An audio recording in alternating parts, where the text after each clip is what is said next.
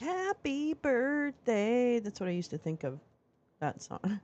Happy birthday to you. Good morning.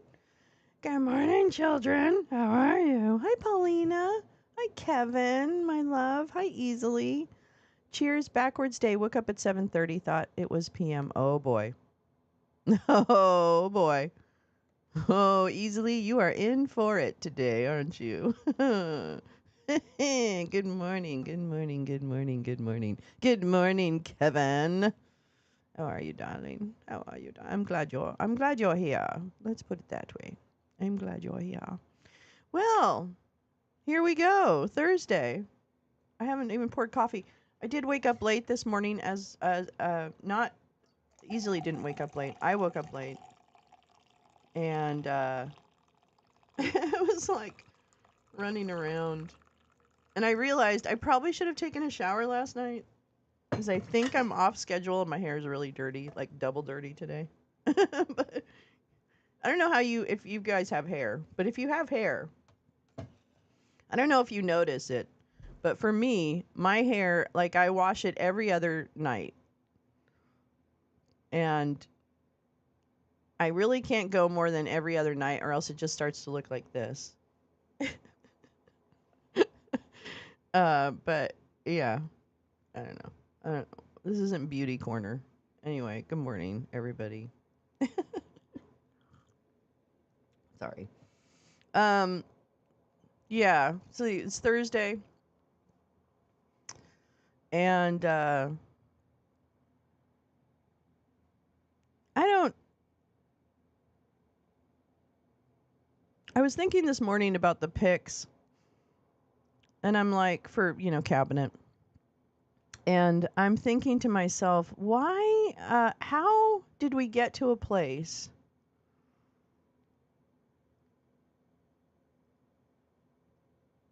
with people that have? Well, I mean, I guess he doesn't. Matt Gaetz. They never did. Damn it. So here's the interesting thing about Matt Gaetz. I think there's a report that's coming out on his ethics thing, but he resigned in time for it not to matter. Pedophile cabinet, yeah, it really is. Um, and Kash Patel as FBI head is just. I don't think I understand what's going on. The people that he's choosing, and whether or not they survive the process is another thing. It's pretty clear that Matt would survive the process. I think he's actually the kingpin in Congress. So I don't. I think he's getting exactly what he wants. Um, but yeah, I don't think they will be confirmed. I don't know if the confirmation process is even going to happen easily. Hi, Jen. Hi, butterflies. He's testing their loyalty. I think he's rewarding his loyal sycophants, actually. I think that this has been, it's pretty clear that Matt Gaetz has been engineering a place to really put himself in a power position. And he probably was, I mean, I think for what he's actually done, he probably could face a lot of prison time. And so a lot is riding on Matt Gaetz getting this position and removing himself from harm's way. Because now he's under the protection of a king.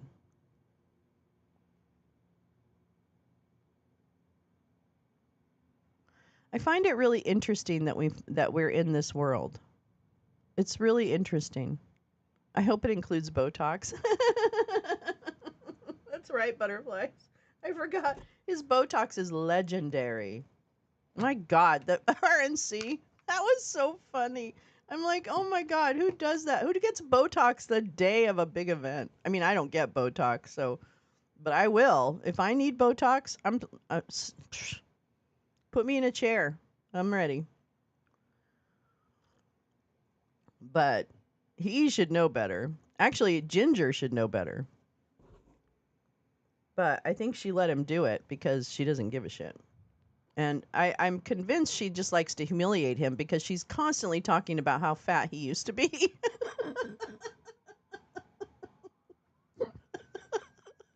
I'm always going into Ginger's. I'm really looking forward to the day when Twitter just becomes a thing of the past. Because I'm always going into her replies and being like, why are you always fat shaming him? That's what I say to her all the time. Because she always does this before and after. Before and after. 5-head overreach. Now they're pushing DeSantis to fill Gates' seat in Congress with Lara Trump. Oh my God. Oh my God. I can't. I can't take this anymore. Oh my God. Oh. Blue Sky is the new Twitter. It's true, but you know what? There's as many jerks on Blue Sky as there are on Twitter. Now, there's not the porn bots. There's no porn bots on Blue Sky, which I'm fully on Blue Sky now and Twitter right now. I'm doing both so that as we make the transition. But Blue Sky has plenty of dicks on it. Trust and believe. I've already met them. All the same old thirsty, pathetic operatives who clearly must get paid to do this because otherwise nobody can understand what they're engaged in. But if the operatives are on Blue Sky, then it's not a safe environment. Yeah, I need to learn how to kick maggots. Yeah. Oh, block maggots, yes.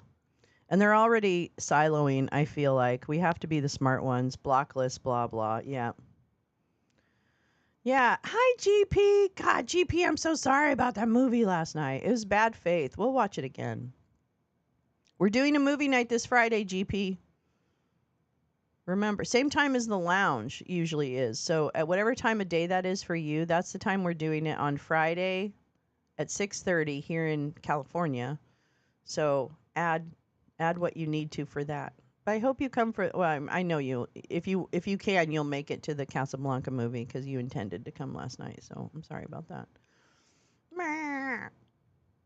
It's such a good movie.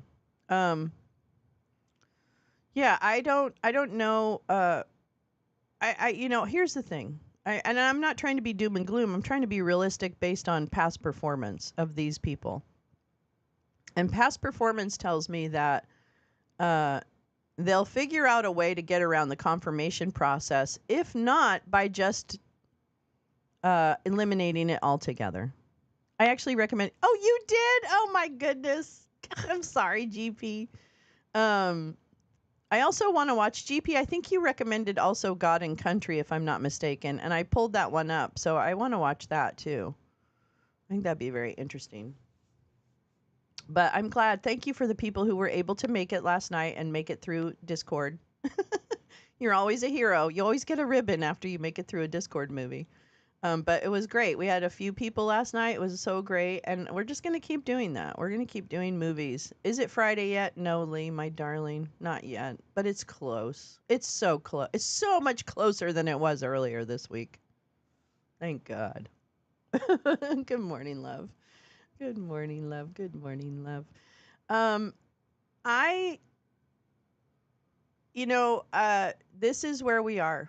This is where we are. This is what we voted for. I watched it too already. Didn't have the stomach to watch it. Hey, please, Paulina. Oh, you're such a love.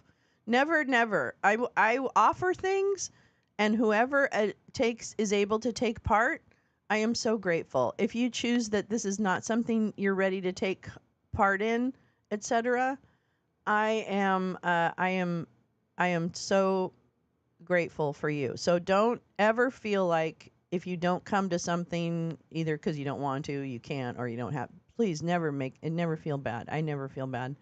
I'm just grateful to, I know, Lee, I was looking for you and then I figured that you might have fallen asleep. I'm sorry. I was like, should I text Lee and wake her up? But I didn't want to do that. We're all getting way too close. But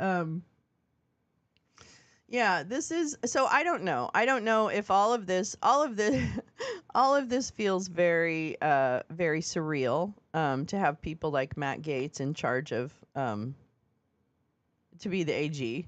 It's just so amazing to me. So I don't know if you get to a point where Matt and Kash Patel are actually confirmed or whatever it is or installed. But yeah, I don't know. It's not. It's very frightening. It's very frightening. Yeah, it's very frightening, and it's really frightening for people that have put themselves out on the line to speak out against this regime, and because these guys are fully capable of retribution. And if as all of you have been paying attention, which we have paid attention, they are very focused on retribution. They're very focused on who their enemies are. So we have to stay very vigilant when it comes to that. They're just the puppets. They will all receive orders from outside. I don't know. I mean, of course, Paulina, that could be very true. I don't know. It's hard to tell in this direction where the strings are being pulled from. Part of my thought is he naming people right now only to be squashed as we get closer to the day by whatever donors are around him saying, no, you can't have so and so and thus and such. But I don't know that. I don't know if these might be assignments that have come directly from someone like Peter Thiel, right? Or Mellon or someone like that. I have no idea. But either way, the people that he's actually chosen to be in or that have been named to be in this administration, they are all individually capable of wielding great damage. I mean, Matt Gaetz, this is clearly kind of where he wanted to place himself. And as someone who's exposed, yeah, they are ugly people. Someone who's totally exposed criminally, why not, if you're going to hand out candy, why not? No worries, love. If you're going to hand out candy, why not, give it to the guy who needs the protection. Gaetz is a lawyer. He is a lawyer. I found that out. I didn't think he was either, but he was. He is. Trump has all the power now. He's not going to listen to anyone. And, well, his donors he will listen to because they'll kill him.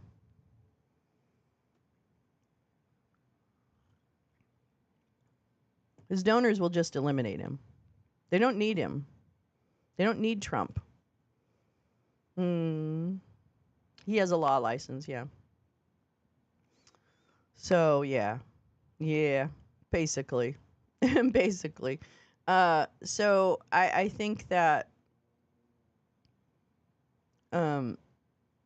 it's almost like they're just carving up their candy and what they want to be each in charge of. But it is incredibly disturbing.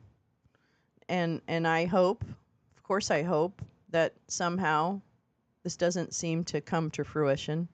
Yeah, Musk and Vivek in a non-existent cabinet. Yep, easily. Oh my God, it is we thought the last one was a clown car? Holy shit. Give me Sean Spicer. Where's Sean Spicer? Get that little gremlin out here. I want him back. Gah. I am so, I got yelled at yesterday for being not enough left. Not left enough. And I thought, maybe this whole left thing is not what I'm trying to focus on. I am actually a very, if you want to talk about leftists, I'm probably a pretty strong leftist because I voted for Kamala and didn't do a didn't do a third party vote. Because apparently you're only a good leftist if you seek destruction because you want it. So if you're real selfish, then I guess you vote like a protest vote, because you think you're going to stick it to somebody. Guess who you're sticking it to? Our daughters and our granddaughters and trans women, or trans men, rather. That's who you're sticking it to. So you pass the purity test, but at what cost? Well, and I would argue that Jill Stein is not a purity test because she doesn't actually, if you really looked at Jill Stein's policies, you would see that she doesn't give a flying fuck about anybody. But I can't read them to you. So yeah, I don't pass purity tests, and frankly, I always vote in the interest of humans. And it clearly, I voted the right way this time because I voted for the human. Good morning. It's not really heavy, Val. Nope, not at all. But I'm saying that, this is not a purity test. This is about understanding the landscape of what we have in front of us. And rather than looking at it as a way that the establishment is working together to keep you down, rather than looking at it like that, look at it for what it is. That over decades, the Republican Party has moved the Overton window so that what was unacceptable in the past is no longer unacceptable.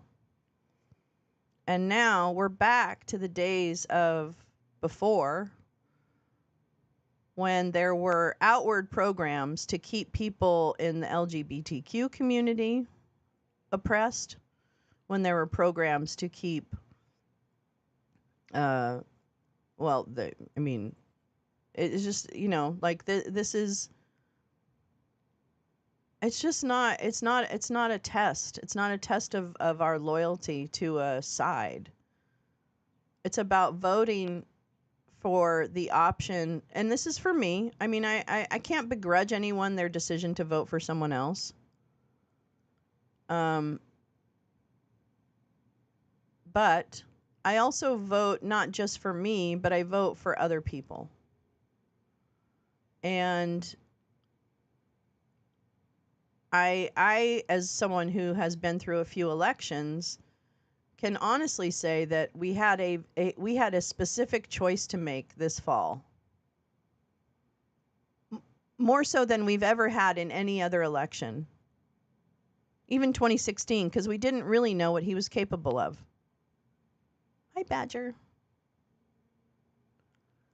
So I think that I understand the feeling of, if you keep voting for establishment candidates, nothing will ever change. I think that's the sentiment that I'm encountering. The problem with that sentiment is that it doesn't reflect what is possible. It represents an ideal, but it doesn't represent what is possible. And what was possible, and I am not, I love Joe Biden because I always thought he was kind of funny and cute and smart and stuff like that. But I also disagree with Joe Biden on a few things, and I disagree with Kamala Harris on a few things. But that is an administration that I could work with and against to get them to force their hand. And we already saw that. They took a stance, and I understand they didn't take a stance with Gaza that, would stand in the way, right? We have been a partner to Israel, and that has yielded some horrific results.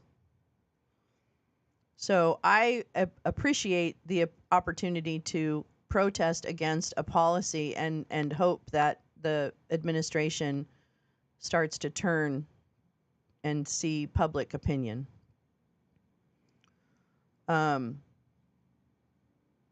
But knowing what I know about what the Republican Party has done to their party and to move that window of what is acceptable in political life, this is a new reality.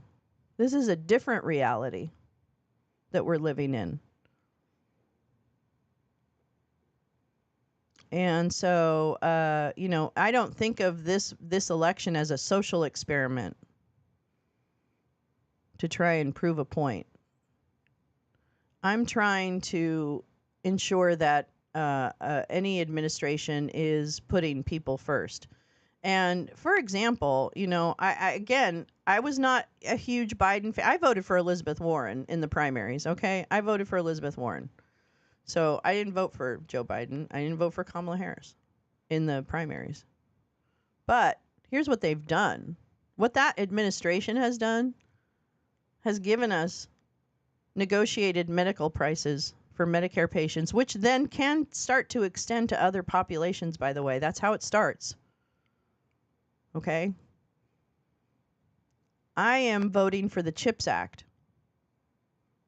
where we are creating things here in this country that not only create jobs for people, but also give us a technological strength.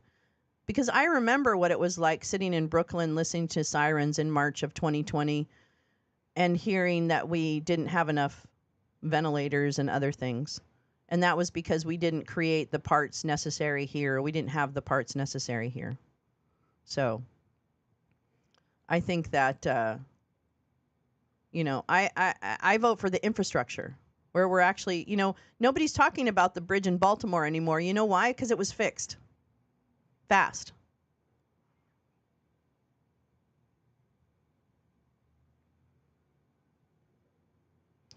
So, you can clutch your pearls all you want and call purity all you want. But I'm voting for the interest of humans and where I think I can get the most bang for my buck. And I don't mean my buck, I mean all of our bucks.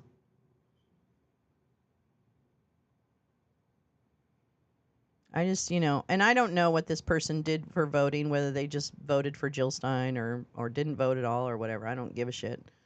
Again, that's private, it's personal. But I'm going to tell you right now, that's not the moral high ground. You don't have a moral high ground because you voted for Jill Stein. That's the most ridiculous thing I've ever heard. That tells me you have no idea who Jill Stein really is. That's what that tells me. That's what that tells me, is that your media literacy is very low. That's what that tells me. So crack on, McDuff. Have a good time. All right, let's check in with my favorite people. Val, have y'all hopped on Blue Sky? Oh, hell yeah. Scuba Val, I'll get you, gal. I'll find you, Val. Yes, I'm on there as the Lolo. THELOLO is my handle on Blue Sky. General election is a binary choice. You vote principal in the primary. This is known. Yes, Max, it is. Well, not everybody knows it. I think some people just want to see how it blows up. Can I tell you that? Can I tell you that? Can I tell you that? Can I tell you that? I think people that voted that way just want to see what happens when it blows up. That's what I think. And that's really shitty. Sorry, not sorry. And I have some pretty greeny people in my family too. I've got some green. They're not real Jill Stein. They're not voting for Jill Stein. They voted for Kamala, but I have some pretty strong roots in the Green Party in my family, so I get it. I get it. I get it. I get it. Yeah, Jill fucking Stein. You couldn't even write in like Sammy Hagar or something like that. Nonconformity. Good morning, love.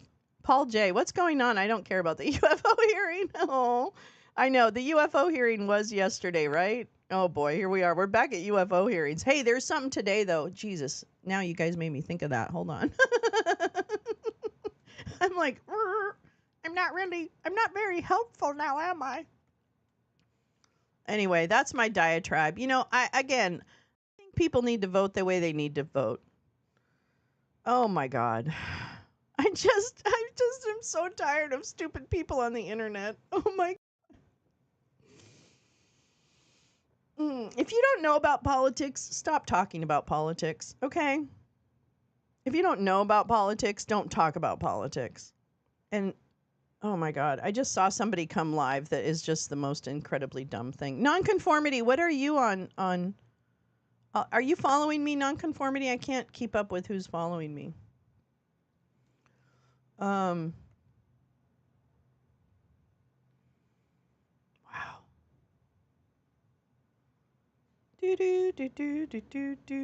Sorry, I'm just looking to see because I know we have something coming up and I can't remember now what it is. God dang it. Dang me. Dang me.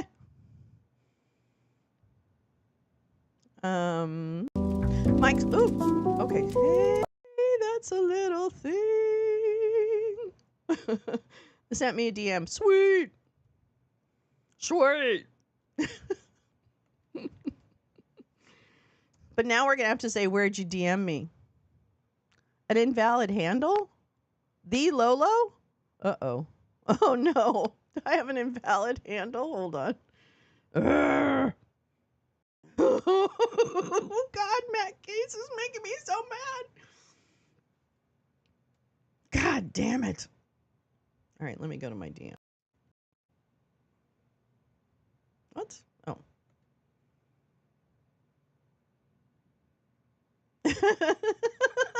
No.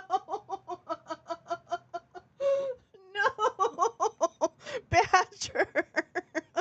Oh, God. Oh, my God. Badger, what the fuck? What the fuck is this? Oops. Okay. What is this? What is this? Oh, my God. Oops. It's not going to let me make it. Ah! No. No. Oh, I hate this system. Sorry. Hold on. Fuck. I always move away from something, then I move in. No. Anyway, here we go. This is the aliens. I'll read it to you. A biblical response to aliens and UFOs. Episode 1097. 1097?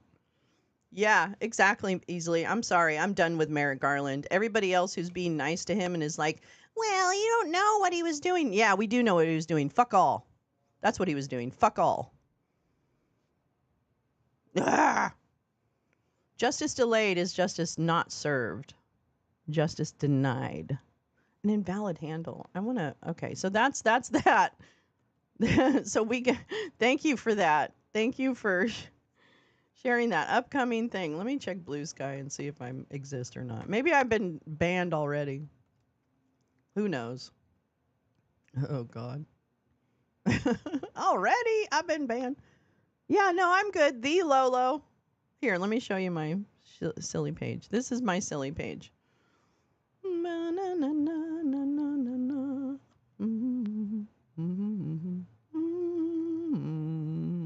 this a little smaller and then a little bigger. Yeah, that's my page. The Lolo. The Lolo.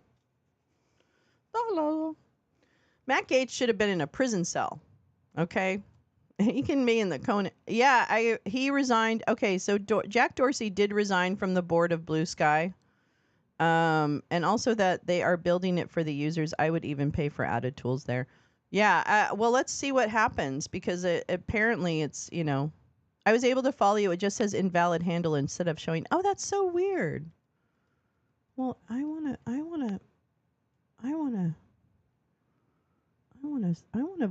to follow everybody. Where is all my friends? I'll have to find you. I'll find you. And follow you all back. I can't be asked to learn and manage a new. It looks just like fucking Twitter, Max. Come on now. It's this Twitter. This is just Twitter. It's just Twitter. The only thing you can't do spaces, and you can't, there's no messaging. There's no messaging app, which actually might be okay. They ought to make Gates take a pee test. Jim. Oh my God.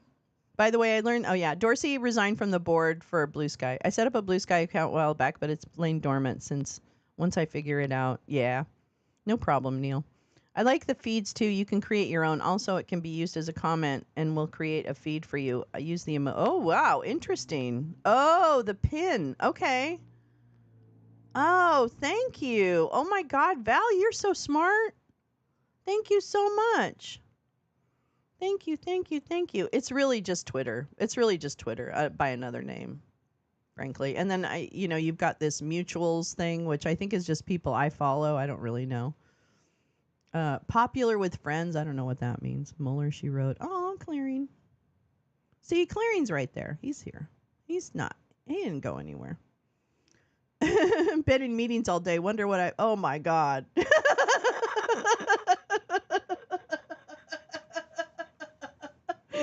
Been in meetings all day. I wonder if anything oh my God. Mueller, she wrote. Stephanie, that's funny.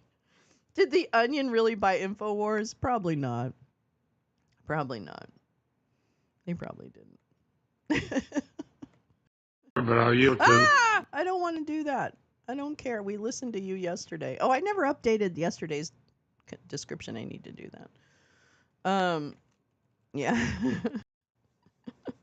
The Onion has bought InfoWars, Alex Jones sites out of bankruptcy. Is that true? Is that true? We'll start tracking down the rest of yes.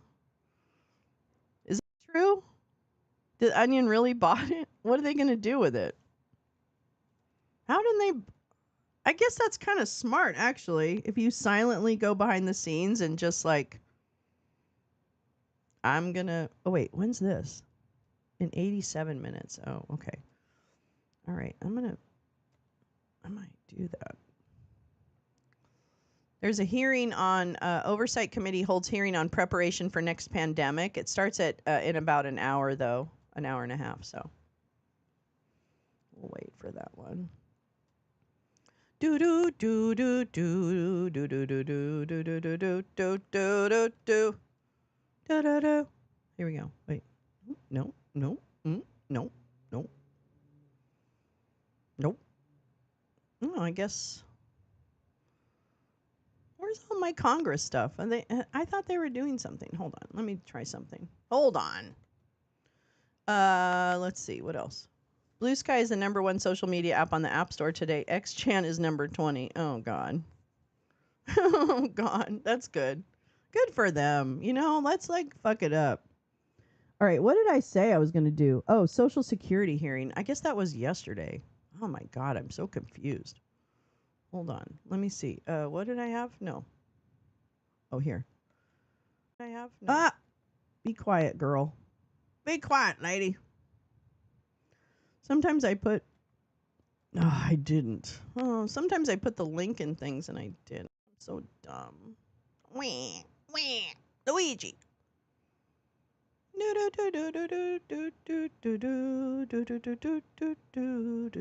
What? This isn't real. Was this an old one? Is this an old one? Oh no, that's old. Okay. Stupid. I hate YouTube. It has no policing over real content. Okay, let's see. Da-da-da. I guess there isn't anything. What happened to all my Congress stuff that I thought was happening this week? Did I fuck up on that? Whatever. All right, well, doesn't matter. It doesn't matter. It doesn't matter. Doesn't matter. Doesn't matter. I got stuff. Okay, actually, I wanted to read this Mother Jones piece. Hold on just a minute. Which I think will be, it might be interesting. Maybe. All right. Can democracy reverse a slide towards authoritarianism? Lessons from Abroad by David Korn. Let me get this a little bigger. No, I don't want you to do that. Don't do that, mister. All right. The below article first appeared in David Korn's newsletter. The newsletter okay, fine. Whatever. Prices went up during a post-pandemic recovery, and American voters elected a convicted felon and fascist who incited political violence as president. Okay, that may be a bit glib, but it's clear that Donald Trump's election is a giant step towards authoritarianism in the USA. He and his crew have openly talked about consolidating power in the Oval Office and targeting political foes with investigations and prosecutions. Trump aims to turn much of the federal bureaucracy into a core of loyalists who pledge fealty to him, and he has raised the possibility of deploying the military against protesters and taking action against news outlets that expose his wrongdoing. And if he implements his plan for the mass deportation of 11 million or so undocumented immigrants, that will likely require police state-like tactics. It's a grim moment as the United States approaches the 250th anniversary of its founding. 4 years ago, when it appeared that Trump had a good chance of re-election, I wondered whether there were examples of other countries sliding towards authoritarianism but recovering before it was too late. There is a tremendous amount of research devoted to democracies descending into autocracies. The decline of democracy in Nazi Germany, of course, has been deeply studied. But have there been nations heading in that dark direction that put the brakes on and reversed course? I found that 2 years earlier, University of Chicago professors Tom Ginsburg and Aziz Huq, sorry, I'm not saying that right, had examined this question. In an article for the Journal of Democracy, they chronicled occasions when democracies suffered substantial yet non-fatal deterioration in the quality of democratic institutions and then experienced a rebound.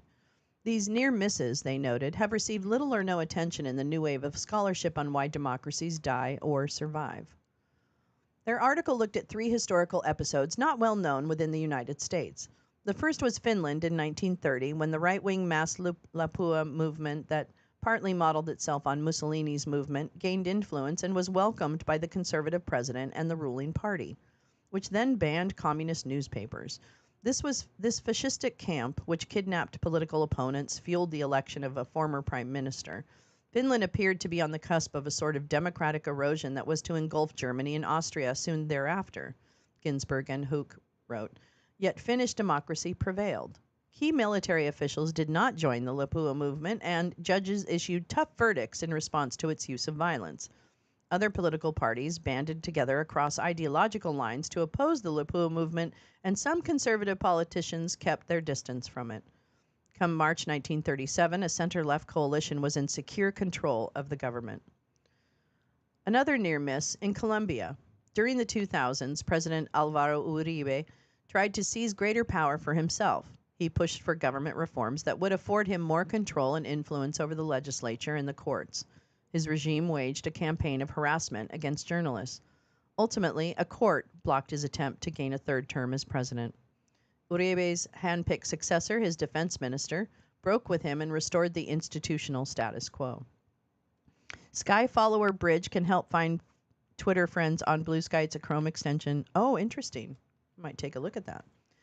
In Sri Lanka, Ginsburg and Huq pointed out democracy was imperiled by the rise of Mahinda Rajapaksa, who won the presidency in 2005. As they put it, his rule was marked by nepotism, corruption, and a degradation of rule of law in institutions such as courts, prosecutors, and the police. He appointed his 3 brothers to cabinet posts and developed a cult of personality. Journalists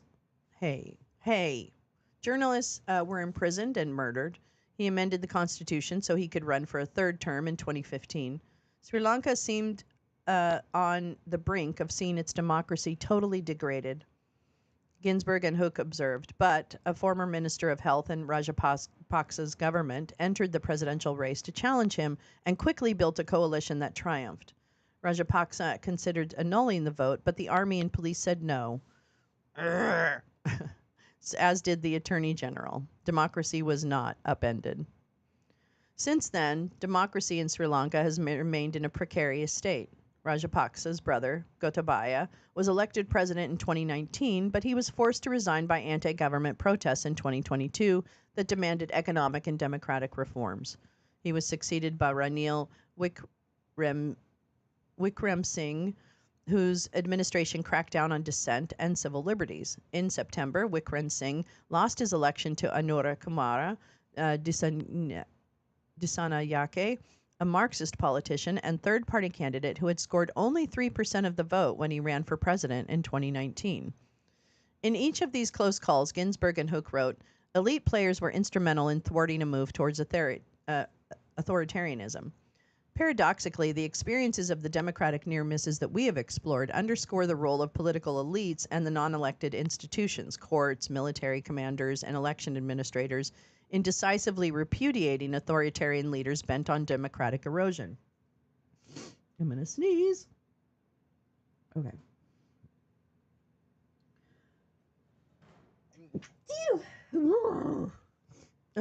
In an article, my eyes watering. In an article published in 2020, Larry Diamond, a Stanford professor who studies democracy, and Aurel Croissant, a professor at Heidelberg University, examined democratic backsliding in Asia. They contended that the recent wave of democratic recessions around the world stood out from democratic reversals of the past. Today, democratic downturns tend to unfold gradually and don't necessarily lead to full-fledged autocracy. They often are caused not by military coup, revolutions, or foreign intervention, but by those elected to lead a democracy, and the assault on political rights and civil liberties is typically related to social polarization and the mobilization of identity politics. Sound familiar? Croissant and Diamond noted that there had been at least 14 episodes of democratic decline in 10 Asian democracies since the early 2000s. In half of these, democratic forces managed to contain the process before democracy broke down. This included Sri Lanka. Sri Lanka in the 2010s, Colombia in the 2000s, and Finland in the 1930s might not be good examples for the United States. There's also Poland, more recently. In its 2019 parliamentary discussions, a right-wing coalition led by strongman Jaroslaw Kaczynski won overwhelmingly. But after it tried to create a commission that could block candidates from running for office, there were massive protests. In the 2023 election, with voter turnout hitting a record 74%, a collection of opposition parties earned a majority of the seats in the Sejm. Turnout for younger voters increased by 50%, and within this bloc, support for the far-right party fell by half. The kids threw out the anti-Democrats. What does this mean for the United States now that an autocrat wannabe has won the White House? Diamond told me several years ago, I am cautious about reasoning by comparison because the circumstances of a long institutionalized and wealthy democracy like the United States are very different from India, for example. The plain and sobering fact of the matter is that there has never been a democracy nearly as long established and liberal as the United States experiencing such a deep and potentially existential crisis of democracy. The circumstances here are indeed quite different from other countries, and the expansion of disinformation and the fracturing. Hey, GP tried to follow you on Blue Sky. See, everything says that. Everyone gets an invalid handle.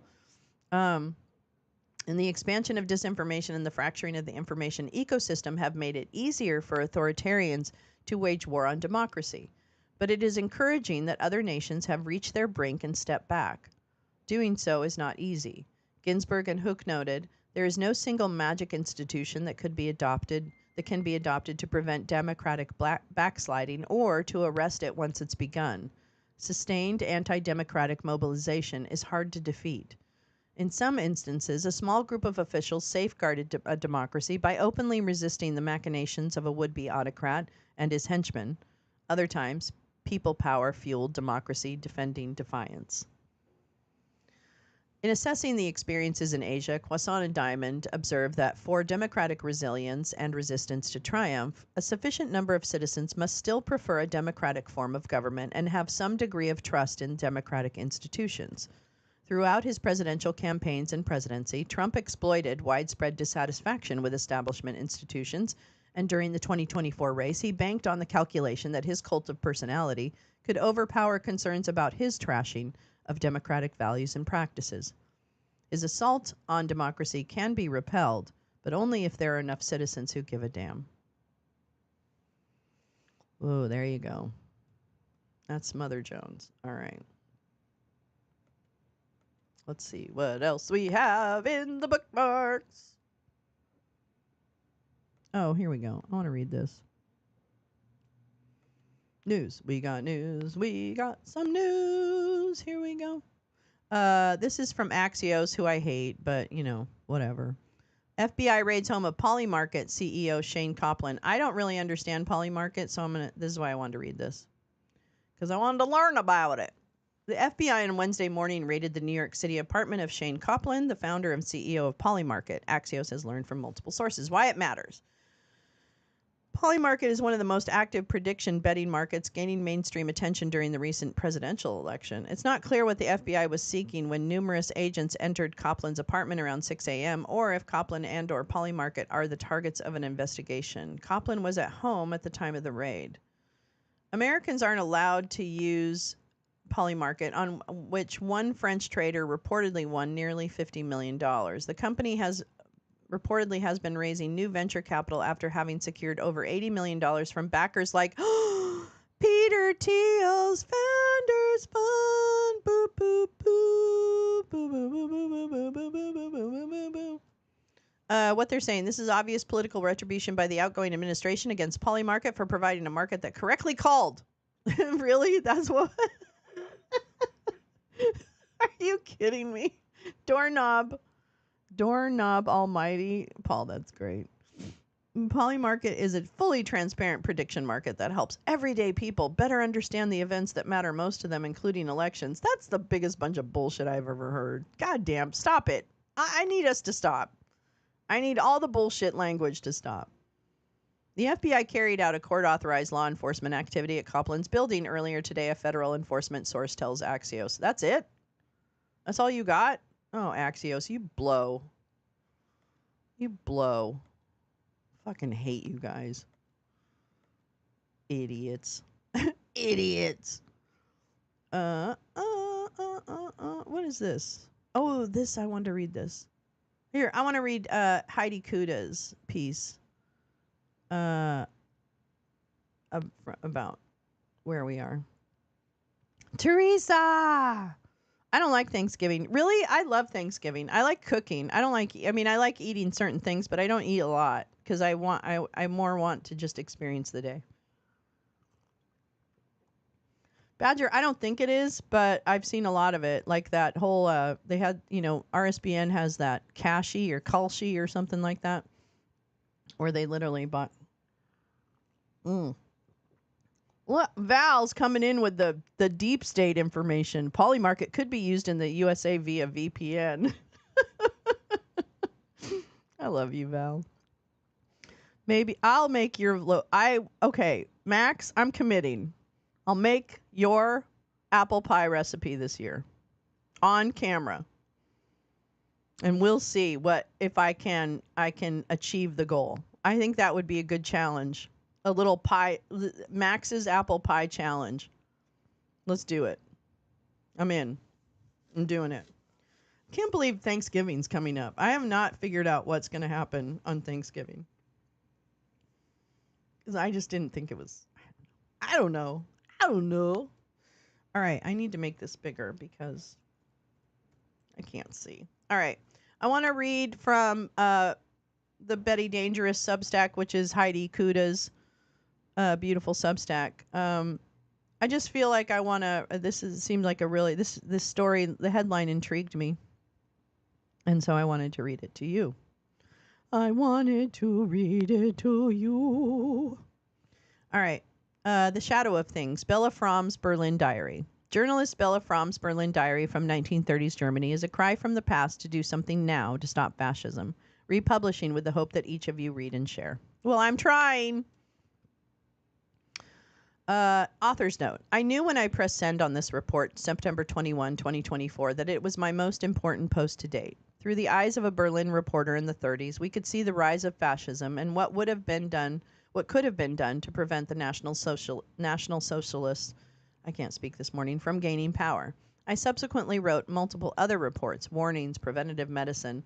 Today, as I write this, America is under foreign occupation. I reflect on the words of reporter Ann Nelson, how the Berlin resistance just needed 100,000 more people, and I reflect on the words of Alexander Solzhenitsyn, who asked, what would things have been like in Russia if during periods of mass arrests people had not sat there, paling with terror at every bang on the door, but understood they had nothing to lose and had to boldly set up in the hall an ambush of half a dozen people? Oh, Solzhenitsyn. I'm republishing my Bella Fromm report today because we are millions and we have a small window to resist. Only 34% of you. I'm asking the other 66%. Shadow of Things, a Berlin diary. Went to Berchtesgaden yesterday. The essay had a monster parade. The word monster is fitting, I think. The brown monster rolled along the road from Reichenhall to Berchtesgaden. Sorry, I don't know how to speak German this morning. The pounding of their boots haunted my mind all night long. Will there be anybody who can stop the stamping of their feet all over Germany? When I was small, I loved parades. With Naughty Butter. Oh no, I'm going to follow Max's exact recipe. And so if she doesn't put weed in it, I'm not going to put weed in it. The pounding of their boots haunted my mind all night long. Okay, sorry. When I was small, I loved parades. I hate them now. The feet pound, pound, pound, and under their thunderous, insensitive impact lies my beautiful country. Bella Fromm, July 13th, 1932. I have never buried my head in a book, literally, but on page 55 of Blood and Banquets, I collapsed. I felt the smooth coolness of the pages, written a century ago, warning words, blinking lights, cutting through denial and propaganda, and getting to the cold truth. Oh, you made a thing, check signal. Okay, hold on. I'll do it. Dangerous. Hey, wait, what? Oh, there it is. There it is. There it is. There it is. There it is. There it is. There it is. There it is. Oh. Oh yeah. No, I got it down. Oh no, we're gonna do this. Don't, just bear with me. It's gonna be worth it. Whoops. Oh my god. Oh my god. Oh my god. Wait, guys. Wait for it. It's worth it. It's worth the wait. It's worth the wait. It's worth the wait. It's worth the wait. Oh my god. Oh my god. Oh my soul. Downloads. Where's my downloads?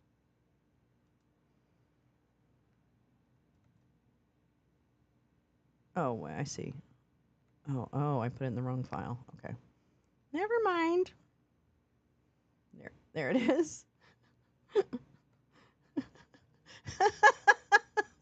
Cal made us something. Cal made us something. Here, we got to take a look at this. We'll come back to that article in a minute. Okay. Wait a minute. Wait a minute. Who we got here? Who we got? I need my glasses. Oh, fuck. I don't have any glasses. Okay, that's fine. I definitely see Elmo, and there's the McDonald's guy at the bottom. I'm moving from right to left. There's JD, the thirst mutilator. Who's the guy with the... Is that Joe Flynn? There's Jack and whatever his name is. Alex. Tulsi and Forget Me Blow. Oh my god, this is brilliant. I love that. Oh, it's the Lolo on Blue Sky. The Lolo. TheLolo. Two forgettable O's. Two forgettable O's. I think I found it. There's also a Badger RU, which I'm avoiding because I bet it's a Russian troll. That's really good. I love Brondo, the thirst mutilator, the rights mutilator. I love pumpkin bread. Somebody making pumpkin bread. My wife just baked pumpkin bread. I want to marry her. Do you guys have an open marriage? Can I just come for the pumpkin bread? Two forgettable O's. Oh my god. Now I want pumpkin bread. Yep. Exactly. Exactly. Well, that's brilliant. That's a very clever little piece of art you created there, lady. We're gonna keep that right there. Let me move this down.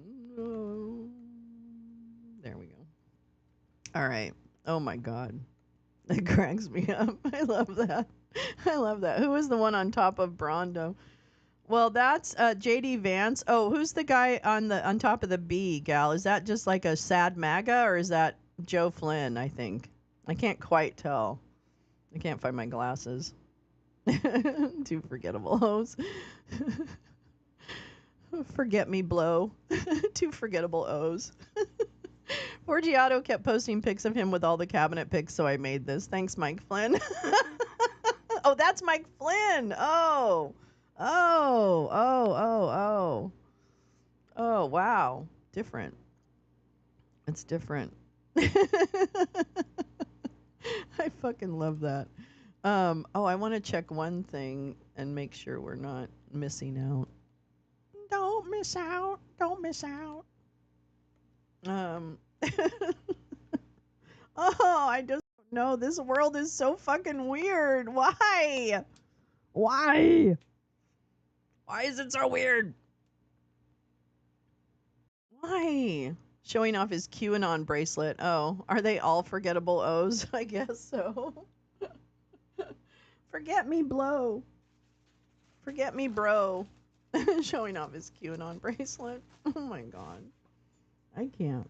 My eyes watering. Ugh. All right. Where's the baking? Where's my baking? Is this open? Oh yeah. Fuck this. Where's my oh, there it is. Stop being so loud. Hi Teresa. Okay, hold on. And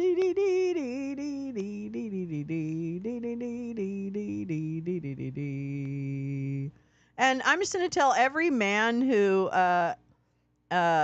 because a lot of like chud adjacent men didn't vote for Kamala for whatever reason. I hope you don't have daughters because you just signed their death sentence. So I hope you don't have daughters, and I hope your daughter never has an opportunity where she needs to get health care in this country because you're the one who just sealed her fate. So good job, dads. Good job. Good job. I hope she doesn't cry in your arms. I've had an abortion. It's very painful. It's very emotional. And I had a safe one. Imagine what your kid's going to go through. Think about it. I don't know. I guess you didn't. I guess you didn't think about it because you were so busy being a fucking, know-it-all that you really got him, right? You really got the libs on that one, didn't you? You really got the moderates on that one, didn't you? Because you're pure left. Or you're not any party because you don't know what you think. Fuck you, men. Fuck you. Hope to God your daughters don't ever need reproductive health care. Hope to fucking God. Because guess what? They're going to, because every woman does. I'm so angry. Fucking men. Fucking men. I want them to have an abortion. I want someone to stick something up into your urethra and scrape while you cry. Because not only do you go through the physical pain of that, you go through the emotional pain of it.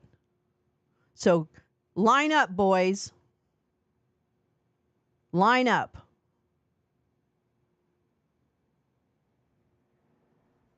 Fuck. Useless. Men are useless. All right. I'm sorry. That makes me really angry. How dare you? How dare you seem to have some kind of fucking moral position? How dare you? People are dying.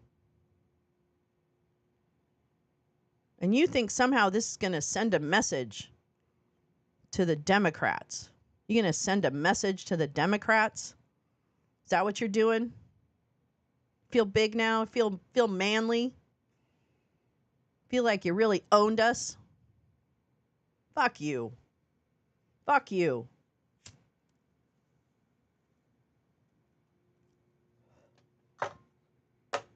Done with stupid people. All right. I didn't have a miscarriage. I was young. I had an abortion because I couldn't raise the baby. And I'm going to tell you right now, there's nothing easy about an abortion. There's nothing thoughtless about an abortion. There's nothing It is always a traumatic experience no matter the circumstances. And I can only imagine the women that are in medical distress, how much more horrible that has to be.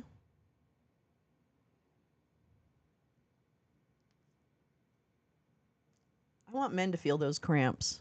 I want men to feel those cramps of tissue leaving your body. I want that. I want men to feel that. I want men to feel the tissue actually leaving your body. That's what I want. Maybe then we'll have something close to understanding.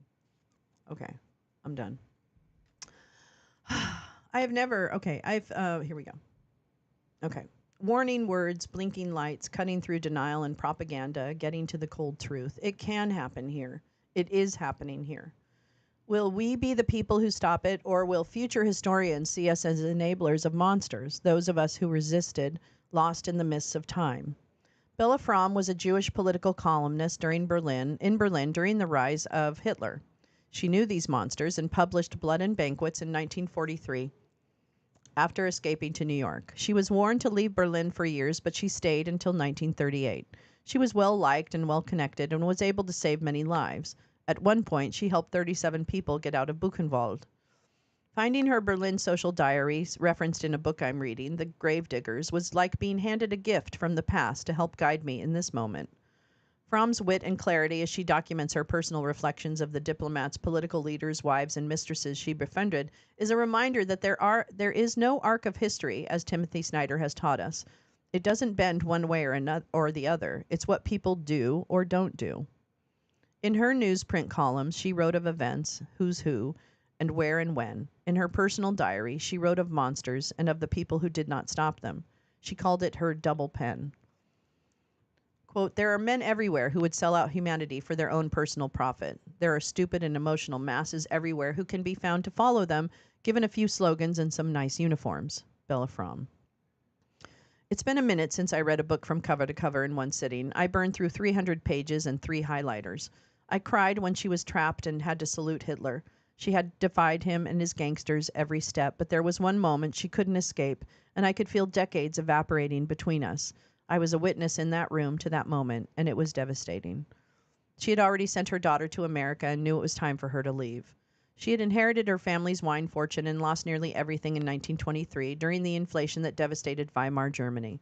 She parlayed her connections into becoming a journalist and worked her way up from society pages to the political pages. When the Nazis came to power, her newspaper group was crushed, denying her the ability to work, so she went back into the wine business and then was banned from that business due to her non-Aryan status. Once she could no longer earn a living, she knew she had to get out. She stayed as long as she could to help as many people as she could. As you read her diary, you'll find the banality of evil sewn into its DNA. You'll read about the escalation of racism and how people became comfortable disparaging Jewish people, people she had known her entire life and who never had a bad word to say about anybody until the Austrian psychopath appeared on the scene. She called Goebbels a raging dwarf. She knew Hess and Goering and Heydrich and Himmler. She knew Leni Riefenstahl, a social climber who put her name on other people's work. She knew the wives of high-ranking party members, including the one who defied her husband and helped friends escape the carnage. And all along the way, she watched people fall in line as a mad cruelty descended over Germany, where her ancestors had lived for 500 years. Quote, the language has been almost the hardest to give up, the mother tongue that expressed thoughts, the language in which I wrote. Then the Nazis started to violate that language. They did it with what they have done with culture, the rights of man, the privileges of human beings. They used words in a strange, brutal fashion. They used slogans that were made of German words, slogans that had no place in the mind of anyone who was accustomed to the words of Goethe and Heine, new meanings based on injustice, lack of reason, violence, and force. I recall the day I understood what so distressed me about the way Trump used words. I have Kim Campbell to thank for that. The former Prime Minister of Canada and a charter member explained in 2016 how Trump spoke the vocabulary of misogyny. Like the Nazis, Trump violates language. Quote, I saw long before they came to pass the shadow of things that were to darken the civilized world. As a columnist in the Los Angeles Times in 1996, I referred to Trump as a has-been. As an investigative producer for Fox 11 News, I discovered in 2006 that Trump was a fake rich guy who profited off Ponzi schemes, stealing from the poor until lawsuits forced out of court settlements. Oh, we'll need that stuff. Okay, cool. Too often, women reporters who live in the midst of politics and document what they see are written out of history, overshadowed by their male peers. Betty Dangerous has been writing them back into history while also celebrating the work of my contemporary colleagues. What follows are excerpts from my highlighted sections of Blood and Banquets interspersed with commentary. I've been reading books on Nazi Germany since I was 10 years old. Relatives sent me books from Germany upon my request. Cruelty must be stopped by humans. We can't leave it up to the stars. Quote, the same skies were overhead, the same sun and stars were in the sky, the same winds blew, but they all seemed touched with an inhuman, impersonal coldness, as though they had nothing in common with what went under them. That's the book. I want to read it. Born in Nuremberg in 1890, Bella Fromm had kept a diary since she was 10 years old. In 1917, she wrote to her childhood friend Rolf, later he would become a Nazi party member who assisted her from the inside, that she saw little hope for the future of civilization. As to the Jews, I dread an era of medieval darkness. She often dreamed the future as I do. Perhaps it's a writer's fate. In 1918, she wrote how a heavy fog spread over the country. Despair was written in the faces of people. On March 20th, 1920, she wrote about growing anti-Semitism and how armed clashes by fighters' legions with patriotic and chauvinistic names have sprung into being. 2 years later, in 1922, she said her divorce lawyer predicted in 10 years the anti-Semites would rule Germany. May 20th, 1923, Kitzingen. A strange wind blows from Munich and Nuremberg. Nationalsozialistische Deutsche Arbeiterpartei is stirring up plenty of trouble in Munich. It is led by Adolf Hitler. They say he has almost hypnotic power. February 18th, 1925. The first president of the German Republic is dead, but our Germany remains, and one wonders which direction our country will turn, towards democracy or reaction. Either is possible. In 1928, she enters journalism and is told her writing is too flippant. This is when she adopts the double pen. She became successful quickly, employs 2 secretaries, and her daughter, Goni, becomes her photographer. She describes what fun she had in the early months before the Austrian psychopath came too close.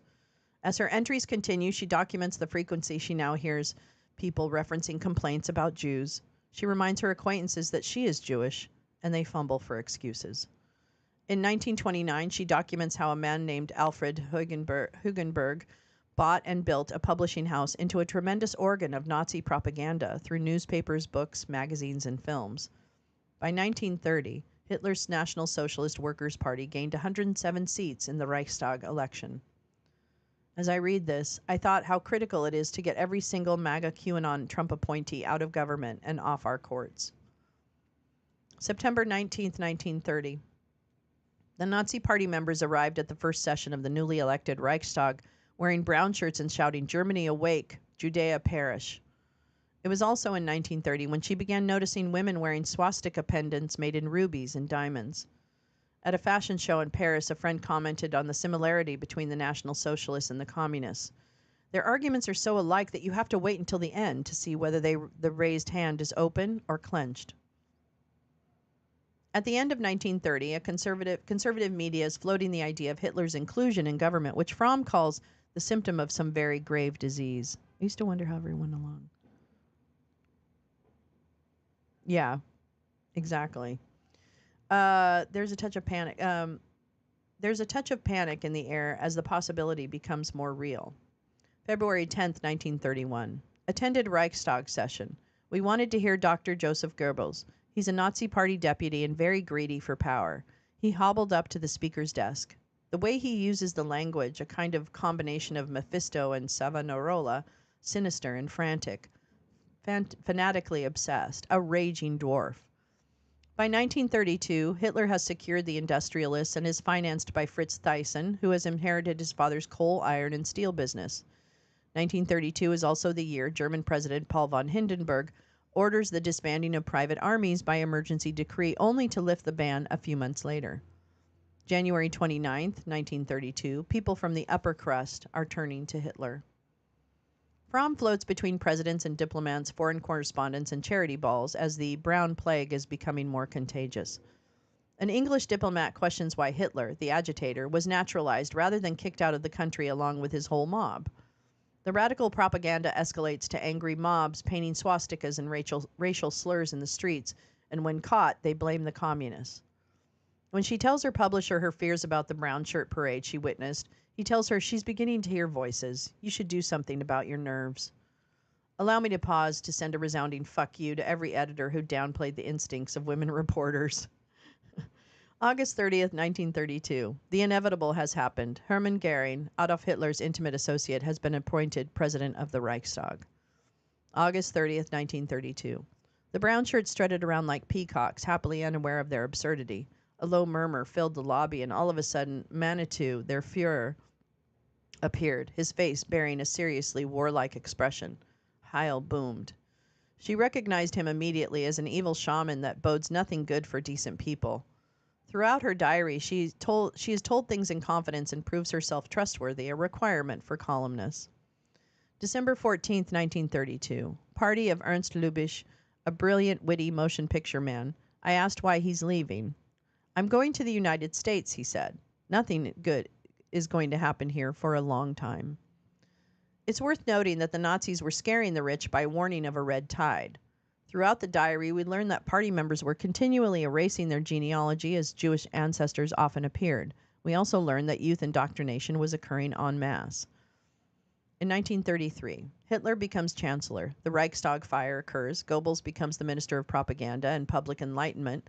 Boycott Jew Day is organized all over Germany, and Goebbels orders the burning of 20,000 books to cleanse German literature of alien element. Hitler declares party and state as one unit. As you can see by the above, when I write about history haunting the present, I'm not trying to be cute. History is haunting our present moment. January 19th, 1933, it's maddening to watch this mass blindness. She writes how Hitler took 10 minutes to form his cabinet and how neither Hitler and Goering make decisions without consulting their astrologers. Adolf looks more like an unemployed hairdresser than a Caesar, commented one of his astrologers, who was later murdered by the Nazis.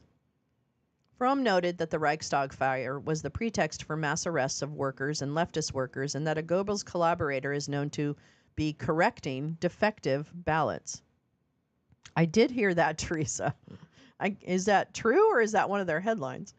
Among her interesting observations from 1933 was how many of the high-ranking Nazis backstabbed each other, how Hitler never forgets an adverse word, and how women were relegated to breeding machines. She also documents the mass building of concentration camps. March 17, 1933. I have never believed the rumors of homosexuality that have been spread about Hitler. I rather believe that he is asexual or perhaps impotent, finding a sexual sublimation through cruelty. March 20th, 1933.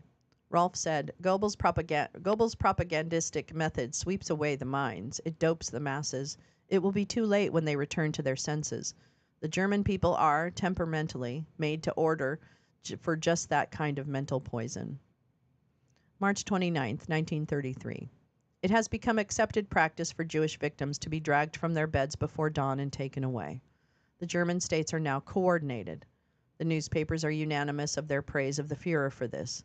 They are starting to work on the German mind.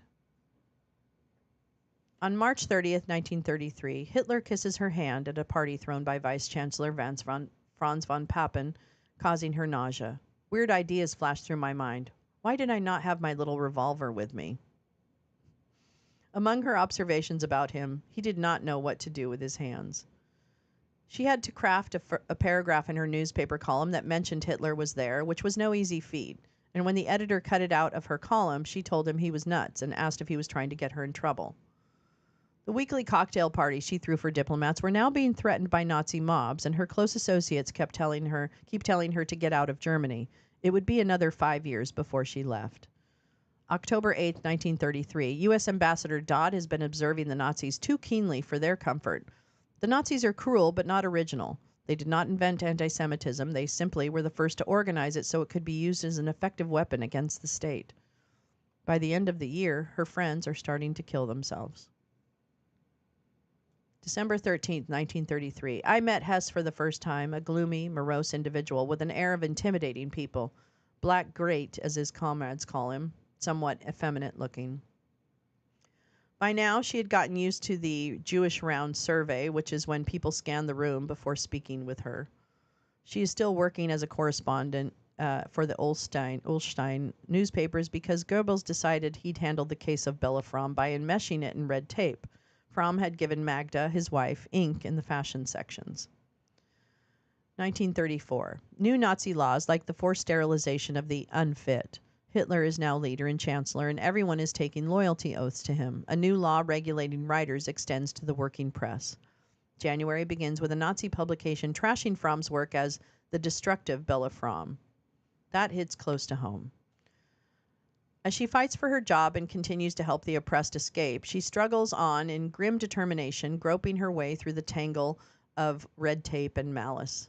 Although she writes that she has always been a lover of peace, she questions why the Germans are not waging war against Hitler because she sees no other way out. February 2nd, 1934. Our new literature describes the heroic deeds of tiny men. Her allies in France describe a wave of insanity going around the world. March 5th, 1934. At a party, my stomach slowly turning sour in me at the sight of Fritz Thyssen and other big industrial figures dancing eagerly in a stately and humiliating minuet around their Nazi masters. Her newspaper is forced to close its doors, and she sends her daughter to the U.S. She notes the tragic brainwashing of the youth is escalating. For the further details of her writing, I encourage you to read the entire diary, but I just want to flag a bit more year by year. 1935, German Jews lose all political rights. 1936, Charles Lindbergh tours German airplane plants, Olympic Games held in Berlin. 1937, Mussolini's first visit to Berlin. Fromm writes of the Roman Imperator and the German imitator. Hitler appoints himself supreme warlord in 1938. German army marches into Austria. Hitler demands Sudetenland. New wave of Jew baiting. As more of her friends take their own lives and more of her allies urge her to leave, she writes that she is sorry to see her beloved Germany thrown back into medieval darkness, just as she predicted in 1917. Although she initially finds menial work, she writes that dignity comes from within. She is hunted in New York by Nazis who regret allowing her to leave Germany. Her assailants are captured by New York detectives assigned to keep her safe. A German spy ring is busted, and she no longer fears what's around the corner. Even now, there are those who say it cannot happen here in America, but it can. It can happen here. It can happen anywhere, unless you do something about it ruthlessly. The secret of these so-called supermen is bluff. Their potent formula is to weaken through fear. Call their bluff. They are only men, cruel men, power-greedy men, and they can be disposed of the way any band of criminals is disposed of. We who have lived through this in Germany perhaps feel it more keenly than you do. Yet there was a time when we were as you, when the gangsters had not yet made us prisoners, when the bullies had not yet cowed us. That would have been the time to stop them there. And now is the time to stop them here. That's Bella Fromm from New York City in 1943. I took the time to document Fromm's work for you because we're no longer engaged in politics. A party aligned with foreign enemies has declared war on us. They're using a cruel and effective playbook. We've allowed them to trample on our democracy, and if we continue to allow them to do so, we will not have a democracy. I'd like to think we can vote our way out of this, but history and the present moment are telling us more must be done. Now is the time to stop them here. So good. So good. I thank you, Heidi, for that. What's this? Oh, PDF. I don't have Adobe. That's what it is. I don't have Adobe. Should I download it? I guess I can. Okay. Then what? Then what do I do? What do I do now? What do I do now? Ah! Sorry, everybody. Well, I guess I'm downloading it. Although nobody has to watch me download it. Wow, that was really good. I want to read that book. I love historical biographies where they go through history. Boo. Are they all forgettable? You're the most forgettable. Oh. Modern times are beyond parody. I don't know. It's hard to know, right? Like, part of me is like, do I react? Do I, like, I think I'm just going to say it. I feel like there's a lot of stress about, do I resist? Not do I resist, but do I stop complaining about something? Do I move on to the next thing? What am I supposed to, like, I feel like we're being really asked to make decisions in real time. I can't open anything in anything. Stupid computer. But anyway, I don't know why it won't open. Mostly things open, so I don't really know why this is doing this. I don't know. But anyway. Let me see if I can. Why does it want to do that? I wonder. No, it's not. It's not. It's going right to the Adobe page. So I'm not sure why. Anyway. No, fine. It's fine. I've got it. Somehow it's installing. Let me go to.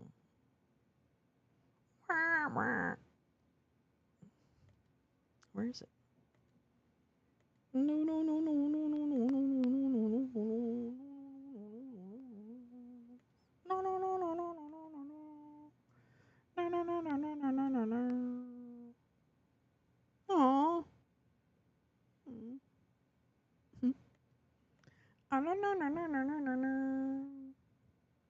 Aw. I want to thank. I was shocked to see my handle from Blue Sky on Greg Oliar's Prevail starter pack. Oh my God, Greg! I know you may not be listening because you're probably busy, but I'm going to tell you. Thank you for including. I'm so humbled to be included in his starter pack. I can't even tell you how humbled I am by that. It's really incredible. I mean, it's just really cool. Okay, here we go. Here we go. Here we go. Oh, where is it? Don't leave me. There it is. Do do do do do do. Computers. That's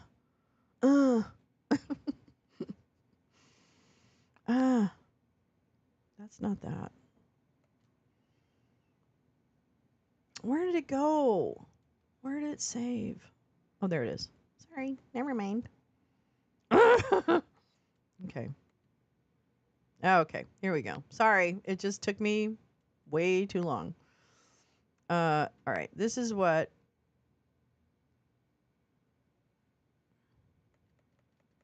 Oops. All right, this is Strategic Services Field Manual number 3, unclassified. Oh, this sounds scary. This sounds scary. William Donovan, director. What is it? Where's my glasses? I don't have any glasses. Okay, here we go. What? Specific suggestions for simple sabotage? Oh, please do tell. I'm ridiculously honored and humbled, and I can't believe that he put me on that list, and I'm just really grateful. I mean, really grateful. Really grateful. Let's see here. Let me see if I can. Specific suggestions for simple sabotage. All right, so strategic services training on the subject. The contents of this manual should be carefully controlled and should not be allowed to come into authorized hands. Well, you put them in my hands. So how do you feel about that now? Where destruction is involved, the weapons of the citizen saboteur are salt, nails, candle, pebbles, thread, or any other materials that might normally be expected to possess as a householder or as a worker in a particular occupation. His arsenal is in the kitchen. It's in the kitchen shelf, trash pile. His own usual kit of tools and supplies. The targets of his sabotage are usually objects to which he has normal and inconspicuous access to. What is this? Saw luminaries on BS. Oh, Blue Sky complain that their efforts to express presence on Blue Skies is throttled on Twitter. So I suggest discussing that Irvin Berlin's.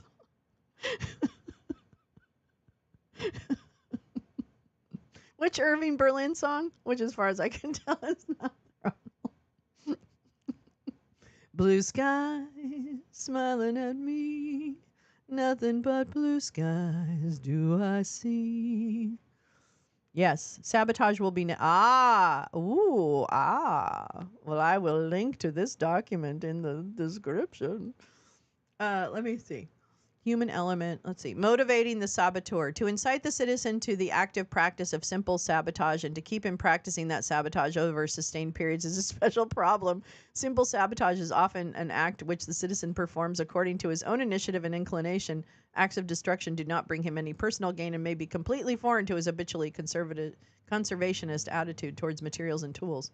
Purposeful stupidity is contrary to human nature, and he frequently needs pressure, stimulation, or assurance and information. What is this? Blue skis. Brewskis. Is that doc in Discord? No, but I'll put it in Discord. Would you like me to put it in Discord? I think you would, wouldn't you? Wouldn't you? Let me see. I'll send you the link.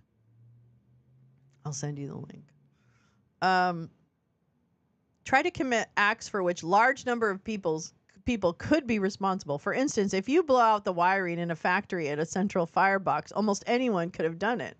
On the street, sabotage after dark, such as you might be able to carry out against a military car or truck, is another example of an act for which it would be impossible to blame you. I fucking love this. I'll put it in Discord. I think it's great. I heard Sandy Backham ran off with a blues guy. Really? Sandy? I like it. I like it, gal. I'm in. I'm in against Flynn. Oh my god. Oh my god. Oh my soul. What did I... Oh, there. Oh, I see. What am I doing here? Oh. All right. Ugh. Yikes. No, she wanted to know how to tell her followers to find her. She wanted to know how to tell her ex-followers to find her on Blue Sky. Ran off with a blue sky. I like it. I ran off with a blue sky. I'll run off with a blues guy. I'll do that.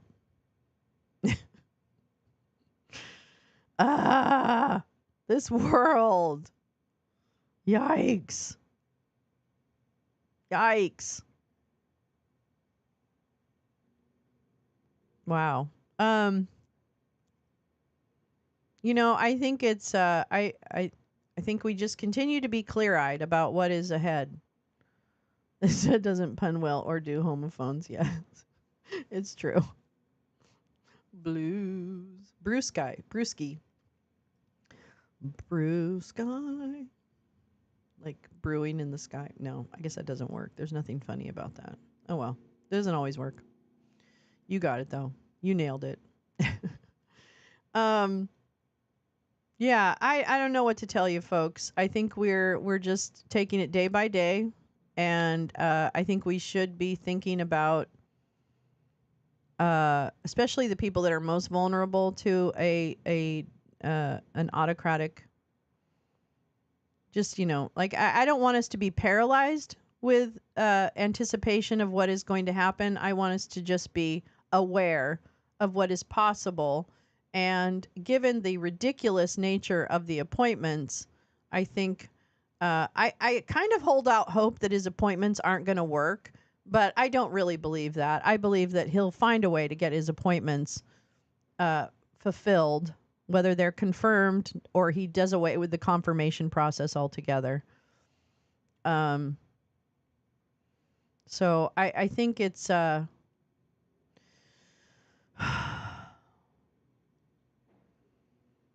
I think I would think about I think about this in terms of knowing what we know now and knowing what situations like this can turn into. And the only part that kind of really gives me pause is I don't feel like we have a lot of support for this resistance from within the from within the government. I don't I don't mean to say that in terms of dismissing the people who are in the government and their fears about a demagogue. But I just get the sense, I get a sense right now, because I don't feel like I've heard from anyone, that we have the support of the people within Congress. I know this sounds really weird, and I'm not trying to be like, oh, but I'm trying to say I don't get the sense that they have the same sense of urgency that we do. That's my sense. And I think that's why I want to go and bother Adam Schiff. But I don't know what to do. I don't know. I want to believe, as someone who grew up in the 70s, I want to believe that getting in the street is helpful to moving large government actions. I don't know if that's going to work this time. I don't know if there's enough people to get out in the street this time. You know? So, I don't know. I mean, I think there are definitely things to do. You know, there's mass walk, there's national strikes. Thank you, Carla. I was just thinking that. There's national, don't pay your taxes. I mean, there are resistance moves, but I don't know if we have the leadership within the resistance to actually get a large group of people doing the same action at a similar time. So I would invite resistance leaders to step up and start and for each of us to find the way we're going to resist. I'm not waiting for someone to tell me how to resist. I don't mean that. I mean that to get collective power and to get a lot of people engaged in a similar activity, we need voices who are calling for that. And I don't get the sense right now that even though we're all terribly upset about the appointments, the this, the that, what's coming, we're not really focused on how we're going to combat it. I mean, we are focused, but you know what I mean? I don't know. I'm not really making much sense, but I'm not saying what I really is in my brain, but that's okay. So yeah, I don't know. I don't know. I don't like it. I know that.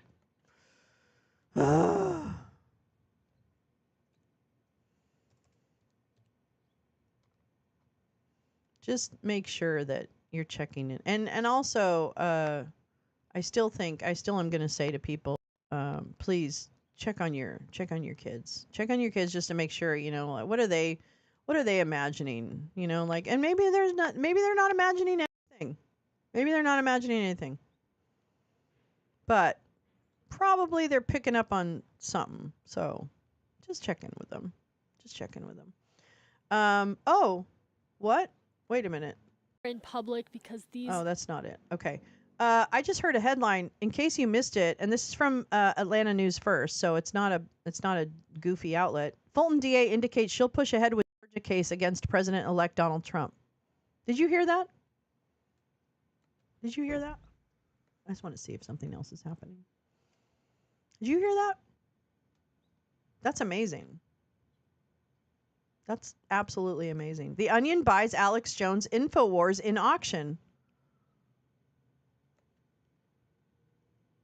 From Fox. We did want to take you back out to this breaking news story that we've brought you here before the break, as the satirical news publication The Onion won the bidding for Alex Jones's InfoWars at a bankruptcy auction, backed by the families of Sandy Hook Elementary School shooting victims, whom Jones owes more than $1 billion in defamation judgments for calling the massacre a hoax. This news announced today by the families. The sale price, we aren't sure of that quite yet. It hasn't been immediately disclosed.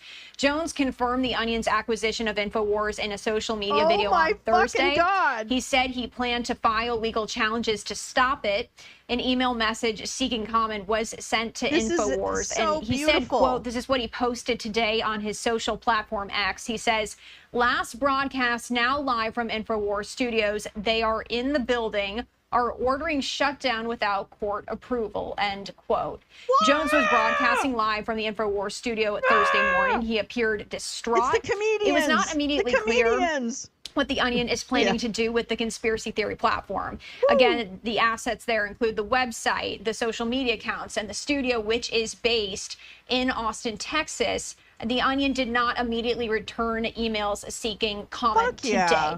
Sealed bids for the private auction were opened yesterday. I know, it is Both normal supporters and detractors of Jones had expressed interest in buying InfoWars. The other bidders have not been disclosed to the public. The Onion is a satirical site. It manages to persuade people to believe itself as the, quote, world's leading news publication, offering highly acclaimed, universally revered coverage of breaking international and local news events. It has 4.3 trillion daily readers. Jones has been saying on his show that if his detractors bought InfoWars, he would move his daily broadcast and product sales to a new studio, websites, and social media accounts. So again, did just want to bring this to you here on Live Now from Fox if you are just joining us. Woo! Whoop, whoop. Whoop, whoop. Whoop, whoop. Whoop, whoop. Boop, boop, boop, boop, boop. That's great. I love that. That's fucking art. Hi, Oren. That is fucking art. That is fucking art. Yeah, they do. They own them. Now they really own them. They owned them before. Now they really own them.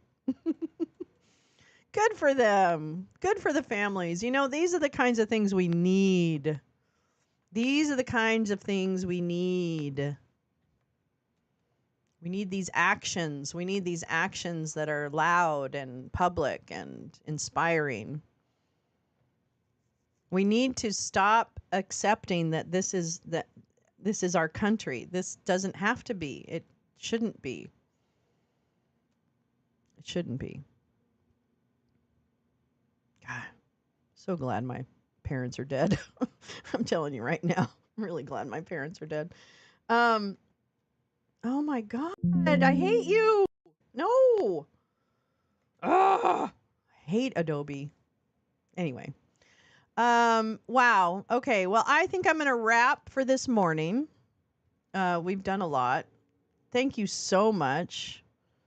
And let's see, today's Thursday.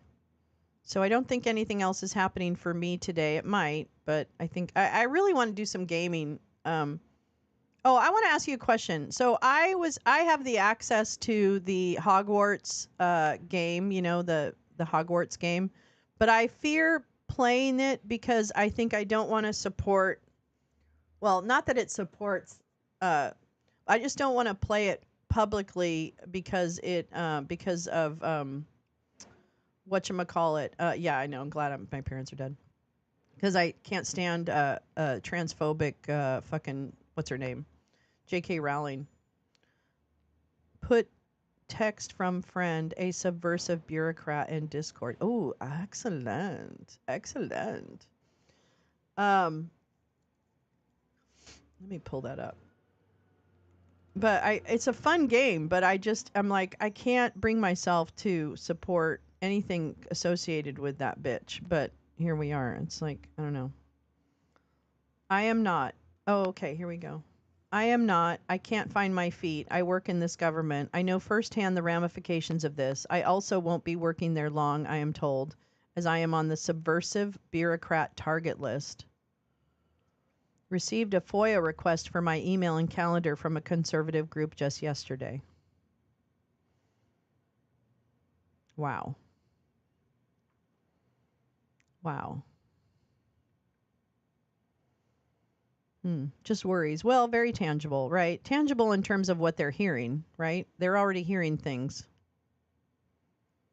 which is interesting. Wow. The rest is worrying about kids. Yeah, absolutely. No, understood. Thank you for sharing that. That's it's interesting to hear. Yeah.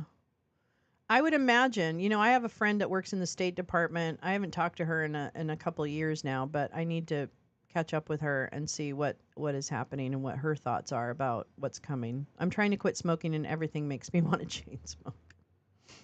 I know. I know. I know. So I guess I'm gonna say I think we should be worried. I think we should be worried, and not worried in the way that paralyzes us, but worried in the way that creates new ways of reaching out to protect people. You know what I mean? Like whether it's through art, whether it's through protest. I do think we're going to have to get in the street sooner rather than later. And obviously we need, like I just think we will. I predict that this will be in the street. I think a lot. But yeah, these are real people with families and obligations who'll be thrown out of jobs. The massive layoffs themselves will be a disaster, as the loss of talent and expertise. You can see I can see the coffee maker from here. It's just it's really I feel like this is very unknown territory for us, right? Obviously. And you never want to like overblow something like, oh, well, it's not going to be that bad, but it is going to be that bad. I mean, it already was bad during the first 4 years, and that was with guardrails, supposedly.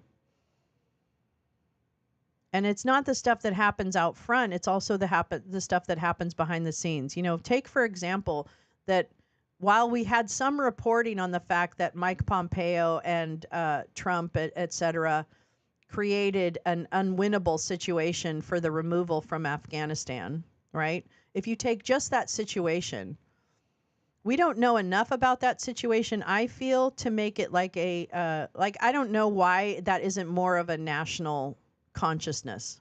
Can I say that? That's what I don't understand. To me, to have an American president set it up so that it puts people at risk is absolutely unforgivable. And so I don't understand. I would never want a government who tries to set up the next government to fail. I can't even believe that we're here. I can't even believe that is a government that would exist that people would vote for. I just don't believe it. I just don't believe it. And I know that MAGA will accept any manipulated news to tell them they're doing okay, right? Because that's the next mind fuck. The next mind fuck is that everything's okay. Why are you complaining, folks? That's the next mind fuck. The next mind fuck is take it and love it and shut up about it.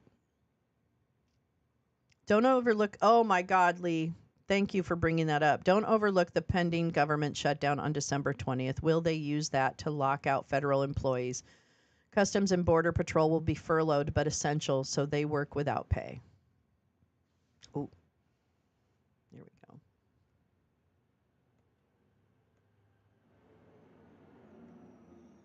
All right. Oh, interesting. Okay, here we go. Let's read this. Why I decided to buy InfoWars.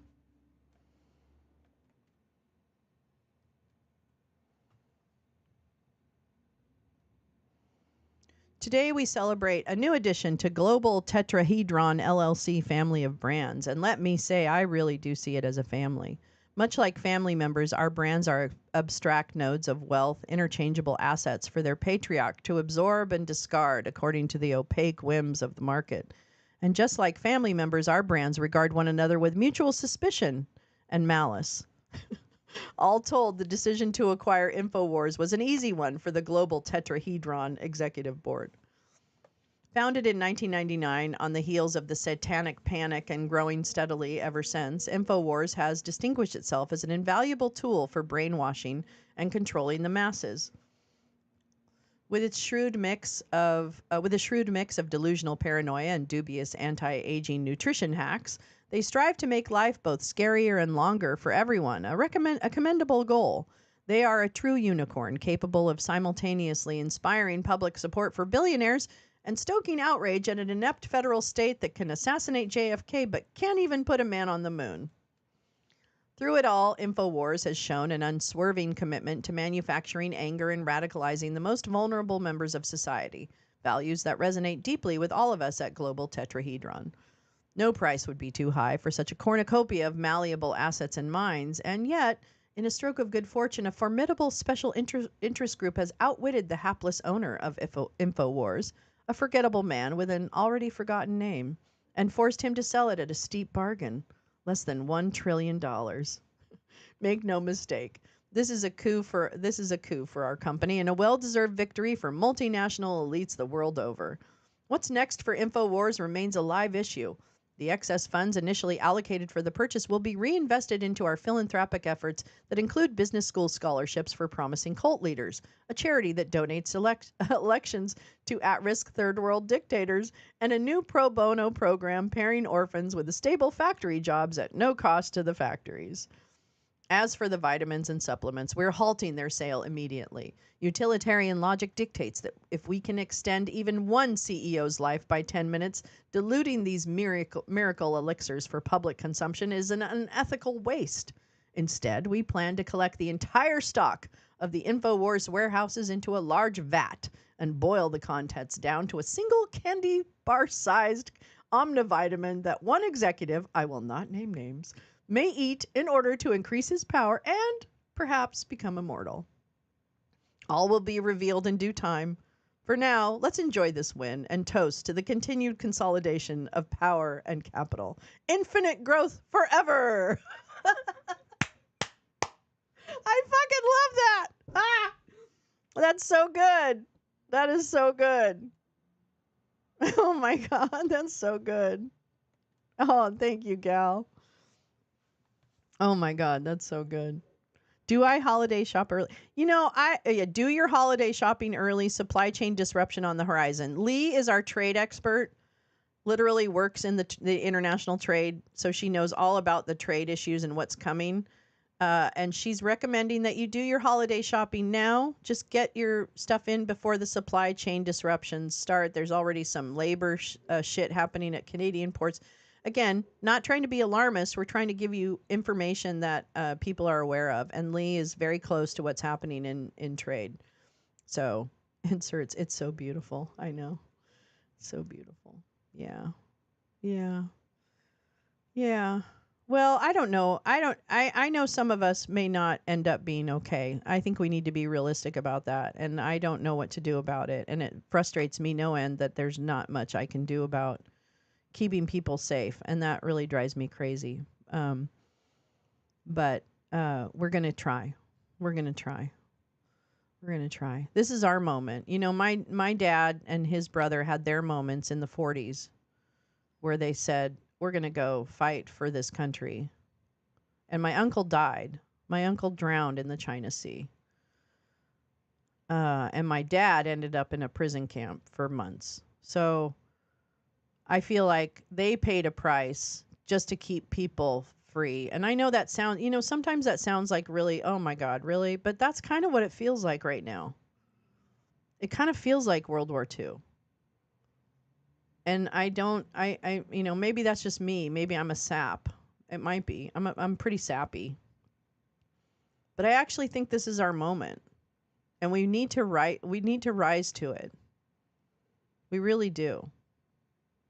We really do. We need to stand up for other people and look on it as this moment, because that emotion will also help sustain you when it gets really hard to keep going. So that kind of emotion will really that helps me. Some of you, it may not. You may not be that type of person, but historical parallels are pretty much 100, and I'm ready to be here for people. Yeah, I am too. For what it's worth, the Canadian federal government has ordered striking dockers back to work at ports in Vancouver, Montreal, and Prince Rupert, British Columbia. Interesting. Thank you, Neil. We have to rely on each other now, especially those of us who aren't in a vulnerable population. I agree, Lee. We have a people who aren't in a vulnerable population really can help. And so, yeah. And I don't know. I don't know. I don't have the answers. I wish I did. But I don't have any answers. Not yet. Nothing's come to mind. But I'm thinking about, like we've talked about it. Like I think about school boards and doing doing that. And I think about getting in the street. I think protest is very powerful. Protest in my family, I grew up learning that protest was the way we change things. When I was growing up, we were fighting the Vietnam War. My one brother was a conscientious objector. My other brother burned his draft card. So our family was very anti-war and very committed to that. And so I grew up in a household that always took that responsibility to really be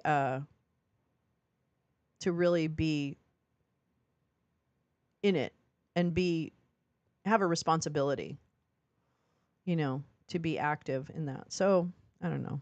Lolo listened to me rant and rave and yell and cry and laugh for too long last night, and I'm so grateful. I love you so much, gal. I love you so much. I love you. Shore Maid. I don't know who Shore Maid is.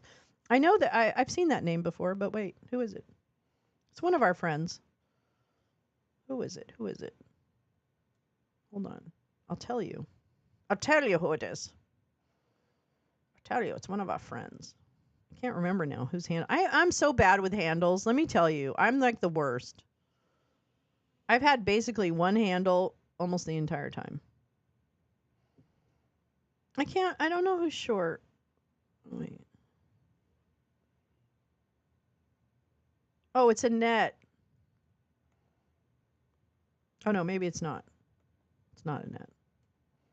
I don't know who it is, but I'm sure it's our friend. They thought they were voting for the world of 2019 to return. They just sent me a friend request, so I figured to ask around. Oh, no, I don't think they're trouble. I don't think they're a troublemaker. Just ask them. Are you a troublemaker? Are you naughty? You can always block people after you friend them. I think Shore is somewhat one of us though. I can't remember who it is. It's terrible. I don't know if it's Annette. I have no idea. I'm a mod and friends with mods on huge Pokemon Go servers. Oh my God. MEA has agreed to end their lockout. Interesting. Oh, Lee has a question. Neil, MEA has agreed to end their lockout. Interesting. Yet, not a troublemaker. Yet, I am not troublemaker. Why do you think, Mr. Neil, why do you think I'm a troublemaker? I don't understand. I don't understand what you mean. Why do you think I'm a troublemaker? If you and Lee talk on Discord about ways to help the vulnerable, I want to join. Let's do it. Let's do it. Let's have a conversation about that. Blame Squirrel and Moose. Damn Squirrel and Moose. Yeah, we should have a conversation as we learn about what's coming. I would do that. God. Well, I thought as I got older in life, I'd be able to relax and sit back and whatever. That's right. I know this is the only way I'm going to read the news. I think that's what we're going to do. We're just going to read the Onion for the next 4,000 years.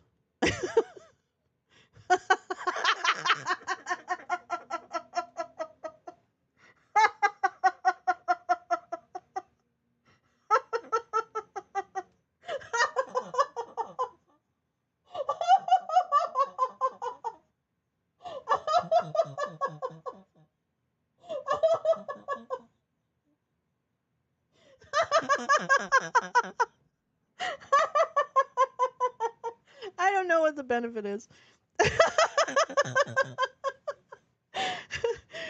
Justice Department concurs with Matt Gaetz' defense that 17-year-olds pretty much ready to roll.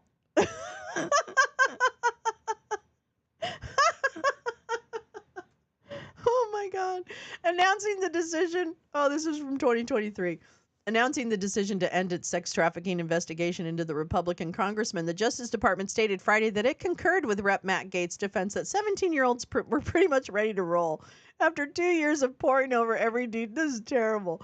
After 2 years of poring over every detail within this highly sensitive case, we have concluded that Mr. Gaetz was correct that when he pointed out that, come on, at that age, a girl is all but cleared for landing.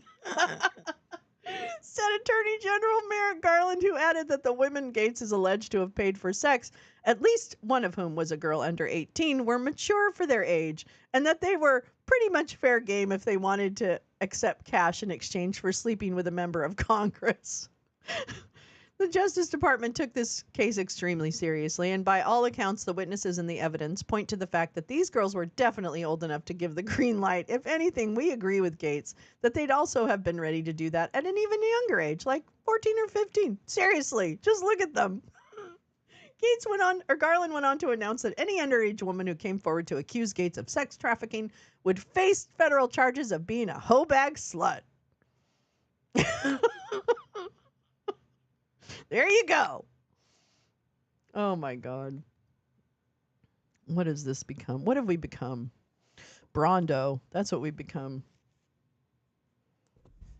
Speaking of Brondo, can you imagine RFK? I still have this question. RFK, how are you going to make America healthy again without tons of regulations, which your boss says fuck off? So I'm confused on how you think you're going to do what you think you're going to do, because you're not going to do it.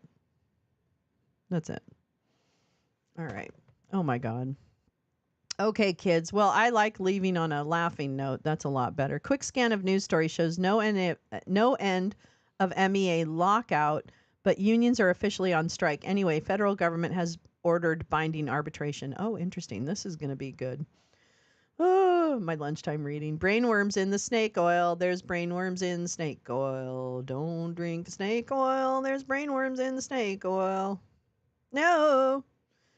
If a brainworm is what it's going to take to get through these 4 years, I guess we should probably all just take our brainworms. Maybe there's a big cash prize if they have enough Discord fans. I don't know what friends do. I friend people so that if they have trouble getting into like anything, but it doesn't seem to have any impact. So I don't really know. Love you people. Have a great day. Oren, love you so much. Schadenfreude. Search FAFO. Oh. Don't brainworm in advance. Yes, don't ever brainworm in advance. Yeah, I shouldn't brainworm in advance. I should resist. Resist the brainworm. That's my new. Yeah, see you around. Bye, Paulina. Bye, everybody. I love you so much. Have a great, what is it, Thursday? Yeah, have a good Thursday. And hopefully I'll see you soon. If not, I'll see you tomorrow morning. Same place, same time. Same shit, different day. That's right. All right. Take care. Have a wonderful Thursday. Keep your chin up. I mean, we're going to be okay only because we have no choice. And if we're not okay, then we're not going to be okay together. Okay? So either way, you can't get rid of us because we're all together in this. So even if you're going through a hard time, you're still going to have to go through it with us. All right. I love you guys. I'll see you later. Have a good day.